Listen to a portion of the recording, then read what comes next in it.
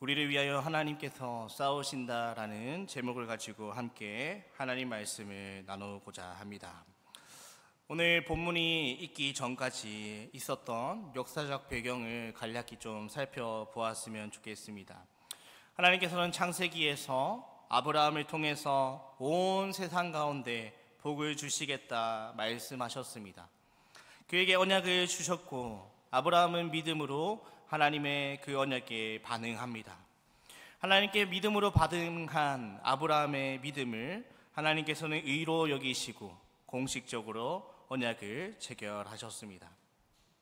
그리고 하나님께서는 그의 자손들이 이방 나라에서 400년을 객으로 노예로 고통 중에 살다가 때가 되면 하나님께서 그 이방 나라를 심판하시고 아브라함의 자손들을 구원해 내실 것을 약속하셨습니다.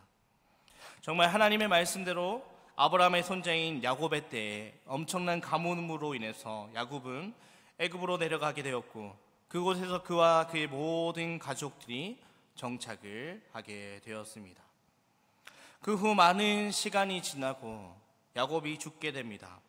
하나님의 말씀대로 아브라함의 자손들은 이방의 객이 되었습니다.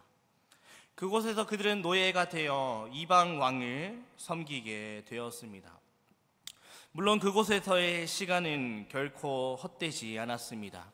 하나님의 섭리 아래, 하나님이 계획하심 아래, 그들이 강대국의 보호 아래 자연스럽게 보호받고 번성할 수 있는 시간이 된 것입니다.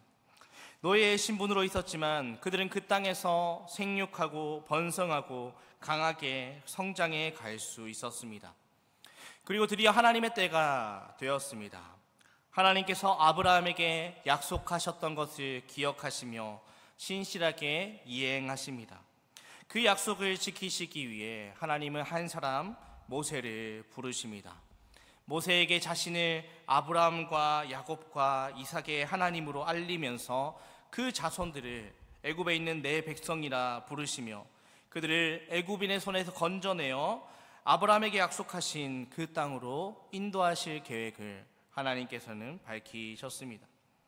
그리고 모세에게 명령하십니다. 너는 바로에게 가서 내 백성 이스라엘을 애굽에서 인도하여 내라.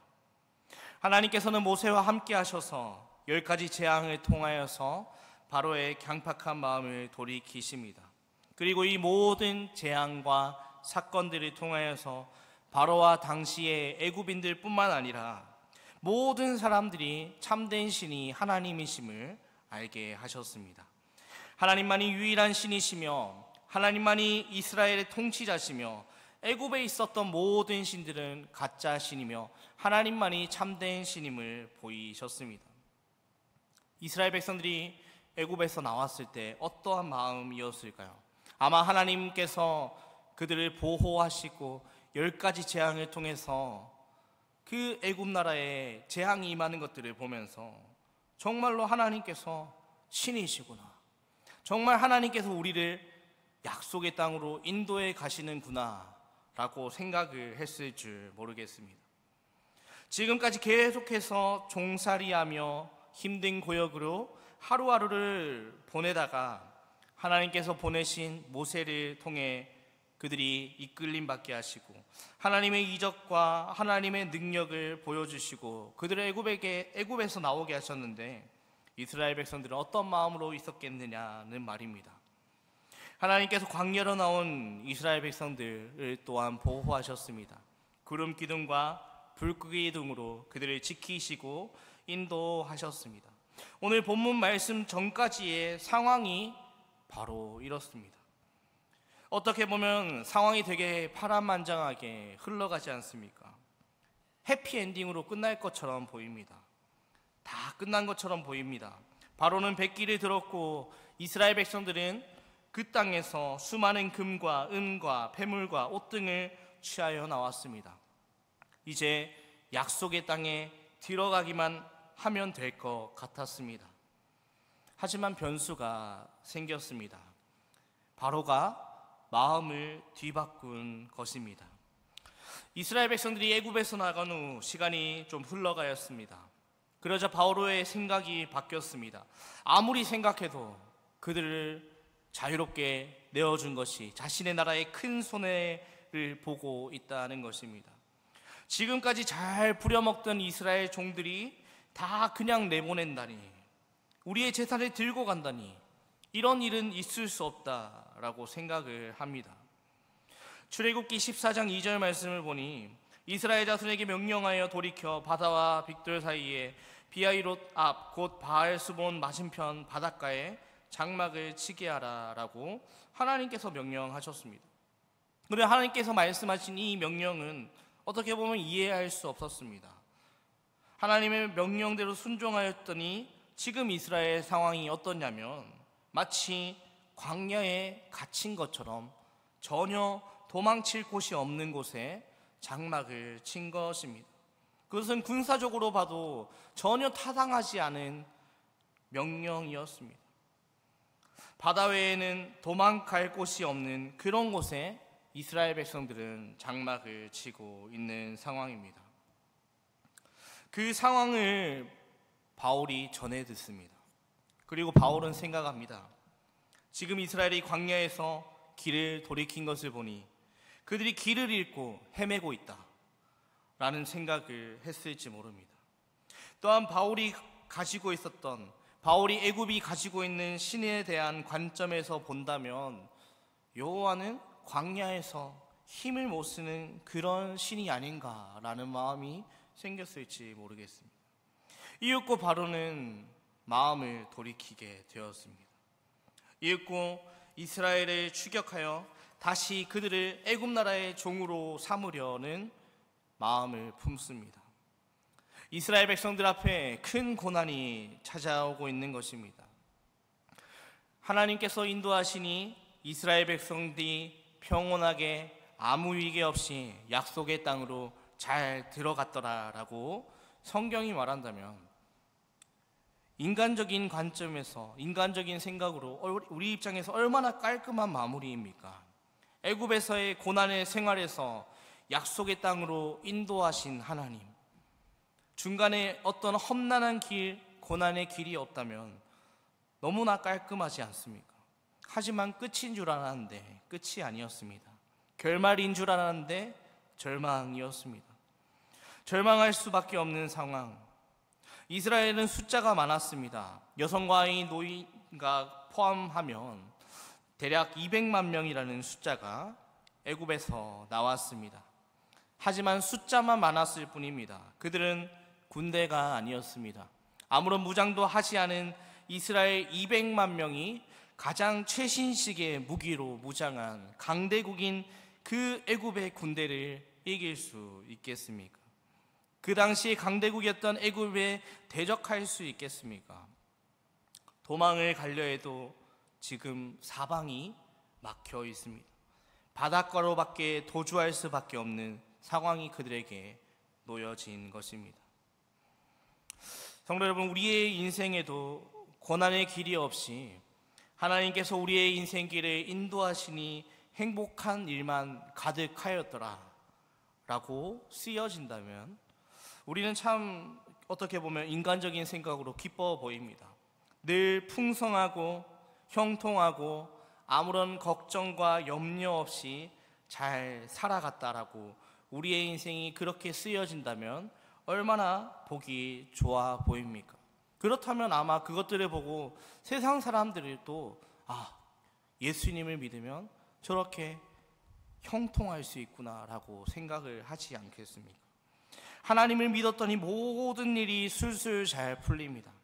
직장에서 인정받고 사람들과의 관계가 원만해지고 친척들과 가족들에게 사랑받고 날마다 승승장구하는 인생, 아무 염려 걱정 없는 인생, 아무런 문제 없이 산다면 얼마나 행복한 인생이겠습니까? 하지만 하나님께서는 하나님의 계획을 가지고 계셨습니다. 하나님의 선하신 뜻 아래, 하나님의 섭리 아래 모든 것을 허락하신다는 사실을 기억해야 합니다.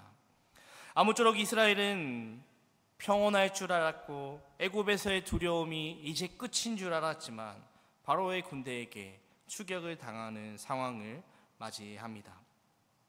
이런 상황에서 이스라엘은 어떻게 반응합니까? 출애굽기 14장 10절 말씀을 보시면 이렇게 말하고 있습니다. 바로가 가까이 올 때 이스라엘 자손이 눈을 들어본즉 애굽 사람들이 자기들 뒤에 이른지라. 이스라엘 자손이 심히 두려워하여 여호와께 부르짖고라고 말을 합니다. 이스라엘 상황을 보면 이 정도는 그래도 이해할 수 있는 반응 아닙니까? 다 끝난 줄 알았는데 그 강대국인 애굽의 군사들이 자신들의 뒤를 쫓아오는 상황, 앞에는 바다가 있고 뒤로는 바로의 군대, 진퇴양난의 상황 아닙니까? 하지만 이어지는 이들의 말들을 보면 이들은 단순히 두려운 마음을 가진 정도가 아닙니다. 두려움이 이들의 마음을 삼켜버렸음을 알 수 있습니다. 출애굽기 14장 11절 말씀을 보시면 그들이 또 모세에게 이르되 애굽에 매장지가 없어서 당신이 우리를 이끌어내어 이 광야에서 죽게 하느냐? 어찌하여 당신이 우리를 애굽에서 이끌어내어 우리에게 이같이 하느냐라고 이스라엘 백성들은 불평합니다. 이스라엘 백성들은 지금 그들에게 주어진 상황 속에서 죽음의 두려움, 공포를 느끼고 있습니다. 지금 여기에서 절대로 살아서 나갈 수 없다라고 생각하는 것입니다. 그리하여 이들은 이렇게까지 말한 것입니다. 애굽에 매장지가 없어서 우리를 이끌어내어 광야에서 죽게 하느냐? 차라리 죽을 거면 애굽에 있다가 나이 들어 죽으면 되는데 마치 희망 고문하듯이 애굽에서 나왔더니 광야에서 비참하게 죽어야 할 이유가 어디 있느냐고 모세에게 따지는 것입니다. 그러면서 더 나아가 그들은 전에 모세에게 했던 말을 상기시킵니다. 출애굽기 14장 12절 말씀을 보시면 우리가 애굽에서 당신에게 이른 말이 이것이 아니냐? 이르기를 우리를 내버려 두라. 우리가 애굽 사람을 섬길 것이라 하지 아니하느냐? 애굽 사람을 섬기는 것이 광야에서 죽는 것보다 낫겠노라. 이들은 말합니다. 우리를 그냥 내버려 두라고 말하지 않았었냐? 누가 우리를 종살이에서 구해달라고 했느냐? 차라리 우리는 노예로서 애굽 사람을 섬기는 것을 선택하겠다라고 말하는 것입니다. 이들에게 중요했던 것은 현재의 삶의 평안함과 안정함과 만족과 기쁨이었습니다. 이들이 모세를 따라 나섰을 때 가졌던 처음의 기대감은 평안과 안정과 만족과 기쁨이었는데 그것을 깨트리는 것이 있다면 그것은 무조건 악한 일이다 라고 단정 지어버리는 것입니다. 나에게 지금 유익이 되지 않는다면 그것은 나에게 악한 것이다. 그렇게 이들은 이렇게까지 말하는 것입니다. 우리가 애굽에 있을 때가 좋았다. 그들은 근시안적인 시각으로 자신에게 펼쳐진 상황이 좋지 않다면 우리의 인생에 좋은 것이 아니다 라고 바로 단정 지어버렸습니다. 뜻밖의 상황, 예상 못한 상황 속, 내가 원하지 않는 상황, 우리가 쉽게 말하는 고난과 시련과 어려움이라 부르는 이 모든 상황들을 우리는 쉽게 이렇게 해석하려 합니다.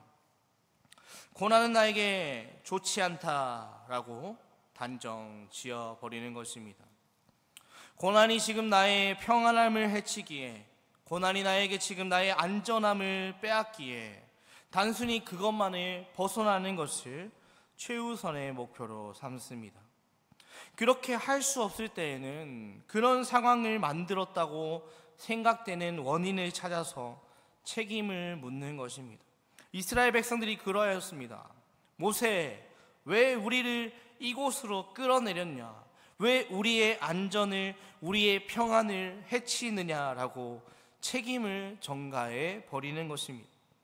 결국 모세를 향한 원망은 하나님을 향한 원망이었고 하나님을 대적하는 일이었습니다. 사실 앞에서 밝혔듯이 지금까지 이스라엘 백성들은 하나님의 능력을 경험한 후가 아닙니까? 10가지 재앙과 사건을 통해서 능력의 하나님을 경험하지 않았습니까? 구름 기둥과 불 기둥으로 함께 하시는 하나님의 안전하신 인도와 보호를 그들은 경험하지 않았습니까? 그런데 그들은 지금 당장, 지금 이 순간, 지금의 상황이 그들에게 가장 중요하였기에 과거에 베풀어 주신 하나님의 은혜는 아무런 상관이 없고 의미가 없었습니다. 그들은 단지 지금 그들의 안전이 위협받는 것처럼 느껴졌기에 단지 두려워하고 원망할 뿐입니다. 하나님께서 10가지 재앙을 일으키신 목적이 무엇이었습니까? 바로 하나님을 아는 것이었습니다. 하나님이 온 세상을 주권적으로 통치하시는 분이심을, 하나님만이 유일한 신이심을, 참된 신이심을 깨닫는 것이었고 그것을 믿는 것이었습니다. 하지만 이스라엘 백성들은 아직 그러한 믿음이 없었습니다. 이런 똑같은 상황 속에서 모세는 어떻게 반응하고 있습니까? 모세는 믿음과 확신으로 반응합니다. 출애굽기 14장 13절 14절 말씀을 보면 모세가 백성에게 이르되 너희는 두려워하지 말고 가만히 서서 여호와께서 오늘 너희를 위하여 행하시는 구원을 보라. 너희가 오늘 본 애굽 사람을 영원히 다시 보지 아니하리라. 여호와께서 너희를 위하여 싸우시리니 너희는 가만히 있을지니라. 하나님께서 모세를 떨기나무 가운데서 만나십니다. 모세를 처음 부르실 때 모세는 누가 봐도 연약한 사람이었습니다. 그래서 모세는 하나님 앞에 이렇게 원망합니다. 하나님, 내가 누구이기에 이스라엘 백성들을 인도합니까? 하나님, 저는 말을 못하는 자입니다.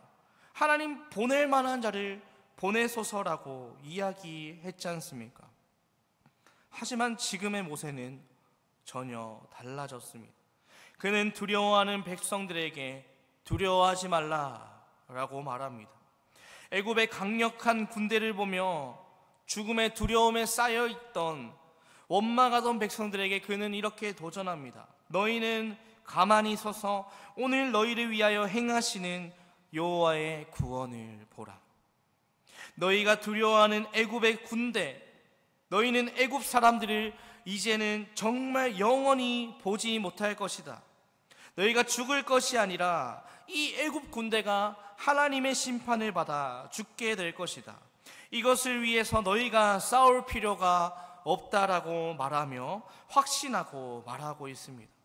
여호와께서 너희를 위하여 싸우시리니 너희는 두려워하지 말고 원망하지 말고 그 하나님을 신뢰하며 그 하나님을 믿음으로 순종하며 가만히 서서 그의 행하시는 구원을 보라라고 말을 한 것입니다.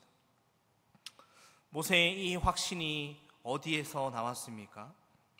그는 단순히 백성들의 분노를 일시적으로 멈추기 위해 확신에 찬 듯 하며 말한 것이 아닙니다. 마음속에 없는 말을 한 것이 아닙니다. 모세가 경험한 하나님, 약속을 지키시는 하나님, 또한 하나님께서 말씀하신 것을 모세는 기억하였습니다. 출애굽기 14장 3절과 4절을 보시면 바로가 이스라엘 자손에 대하여 말하기를 그들이 그 땅에서 멀리 떠나 광야에 갇힌 바 되었다 하리라. 내가 바로의 마음을 완악하게 한즉 바로가 그들의 뒤를 따르리니 내가 그와 그의 온 군대로 말미암아 영광을 얻어 애굽 사람들이 나를 여호와인 줄 알게 하리라 하심에 무리가 그대로 행하리라. 하나님께서는 이 일이 있기 전에 모든 것을 미리 말씀해 주셨습니다. 어떤 일이 일어날지, 어떤 목적으로 일어나는지 다 알리셨습니다. 바닷가에 진을 치면 바로는 그들이 광야에 갇혔다고 생각하고 쫓아올 것입니다. 하나님께서 바로의 마음을 완악하게 하실 것이기 때문입니다. 그리고 바로와 그의 군대를 멸하심을 통해서 하나님은 영광을 얻으실 것이고 애굽 사람들은 하나님이 여호와인 줄 알게 될 것이다 라고 말하는 것입니다. 모세는 이 하나님의 말씀을 신뢰하였습니다. 정말로 하나님의 말대로 바로의 군대가 그들의 뒤를 쫓아올 때 모세의 마음이 어떠하였을까요? 정말로 하나님께서 이들의 군대를 멸하심으로 영광을 얻으실 것이구나. 하나님만이 참된 신이심이 온 천하 가운데 선포되겠구나라고 생각하지 않았겠습니까? 오히려 모세의 입장에서 이 하나님께서 이런 약속의 말씀을 하셨는데 바로의 군대가 쫓아오지 않았다면 하나님의 말씀이 정말로 이루어지기는 하는 것인가 하는 의심이 생기지는 않았을까요? 결과가 어떻게 되었습니까? 하나님께서는 바로의 군대를 홍해 속에 매장시킴으로 그들을 모조리 진멸하십니다. 그리고 하나님의 하나님 되심을 드러내시며 하나님의 승리를, 하나님의 능력을 온 열방 가운데 체험케 하시고 이스라엘 백성들이 경험하게 하셨습니다. 우리의 일상에도 이와 같은 일들이 자주 일어나지 않습니까? 오늘 이 말씀은 우리에게 도전하고 있습니다. 이와 같은 뜻하지 않은 고난 속에서, 예기치 않은 상황 속에서 우리는 어떻게 반응하며 살아갈 것인지를 말입니다. 예기치 않은 상황 속에서도 바라보아야 할 것이 무엇인지를 우리에게 말하고 있습니다. 우리가 주변의 환경만을 바라본다면, 우리에게 펼쳐진 현상만을 바라본다면 이스라엘 백성들과 같이 원망하며 두려워할 수밖에 없습니다. 우리는 그 현상을 보며 두려워하며 원망하며 넘어질 수밖에 없습니다. 우리의 삶을 인도하시는 분이 계시다는 사실이 희미해질 수밖에 없습니다. 하지만 우리가 그 현상 너머에 계신 그분을 바라본다면 흔들리지 않을 수 있습니다.